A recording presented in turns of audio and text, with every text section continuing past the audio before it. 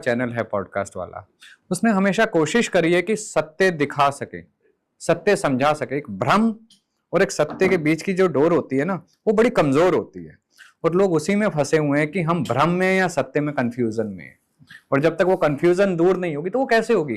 देखो, आज समय एडवांस हो गया है, घर तक ज्ञान पहुंचना बहुत सरल हो गया। पहले ज्ञान लेने के लिए पाठशाला जाना पड़ता था, ठीक है। वेदों का ज्ञान लेने के लिए गुरुकुल जाना पड़ता था, ठीक है।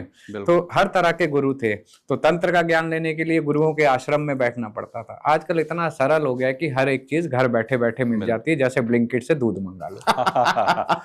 तो आपने ये एक माध्यम बनाया, लोगों तक सही ज्ञान पहुंच सके, भ्रम और उसके सत्य के बीच की जो कड़ी है वो टूट सके और एक सही मार्ग पर दिशा जा सके।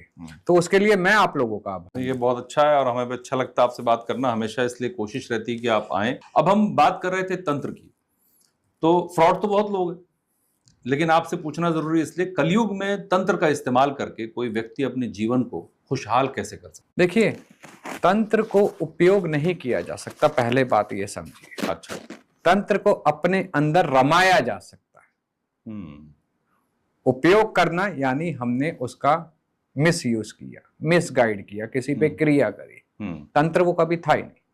तंत्र है स्वयं में रमाना, स्वयं को जागृत करना, उस चेतना को जगाना और उस अवस्था को प्राप्त करके मोक्ष का मार्ग सज्ज करना। तंत्र एक्चुअली वो है, ठीक है। तंत्र का उपयोग करके जब हम देखिए किसी देवी की आराधना करते हैं, किसी देव की आराधना करते हैं, जब हम उनके साथ जुड़ते हैं तो मार्ग वो स्वयं बनाते हैं भक्त का।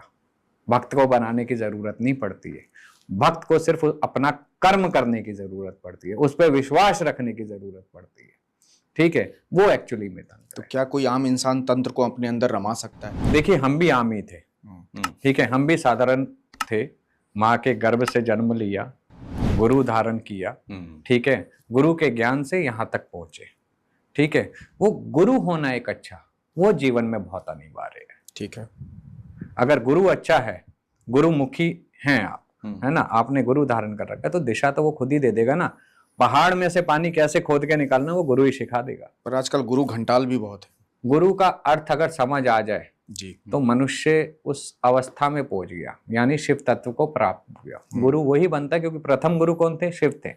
गुरु वही बनता है जो उस परम तत्व को भाप ले और जो सत्य असत्य को भाप ले, जिसे ये पता है कि कर्म की गठरी बहुत भारी होती है, ठीक है।